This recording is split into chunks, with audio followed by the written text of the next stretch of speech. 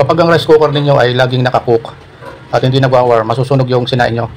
Kaya dito ipapakita ko sa inyo kung paano yan gawin o i-repair. Katulad niyan, dapat naka-warm agad yan, pero kita nyo naka-cook siya. Kahit pa itaas baba nyo, iba nyo yung switch, hindi naglilipat.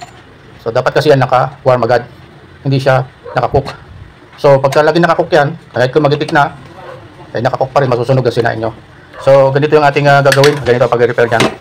Kapag ganitong klase ang inyong rice cooker, meron siyang switch na kulay itim dyan sa part na yan, tinuturo ko.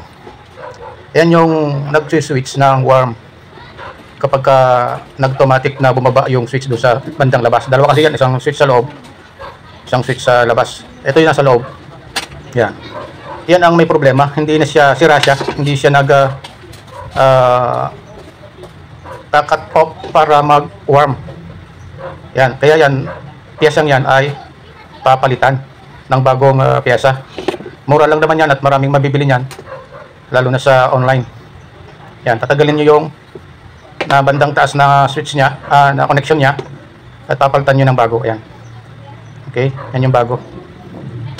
Dapat ang pagkakalagay ninyo dyan, hindi siya maluwag para hindi siya mag-loss connection, kaya i-adjust nyo, ipitan nyo, gawan nyo ng paraan. Katulad ng ginagawa ko dyan sa video na to.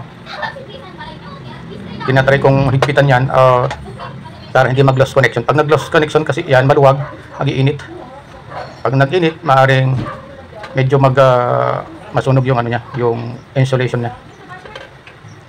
So yan, isilin nyo na gano'n para ligpit ng long nose. Tapos, yung isa naman, pwedeng isa-isa lang yung tanggalin para hindi malito kung saan nyo tinanggal. Ito, dalawa lang yung connection niya. Pagka dalawa lang, ang gagamitin nyo yung isang sa taas at isang nasa baba.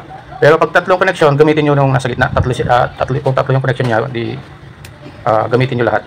So yan. So ganyan lang ang pagpapalit. Tapos ibalik na natin.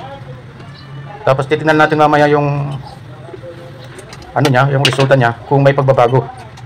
Kasi dapat pagka sinaksak natin, warm na agad yung makikita natin. Naka-warm na siya, hindi naka-cook.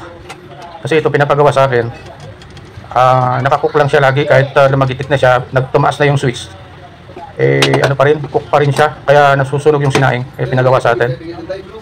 So yan yung ginawa ko, bumili ako ng switch, medyo ilang peraso ng binili ko para meron pa ba akong may magagamit pa ako sa susunod. Tingnan natin ngayon yung resulta. Ayan. Pag saksak niyan, dapat naka-ano na yan, naka-warm. Ayan, siya, ayan, naka-warm. Kita nyo? Okay, yan. Pag binaba nyo, mag-cook, saka siya mag-cook. Okay?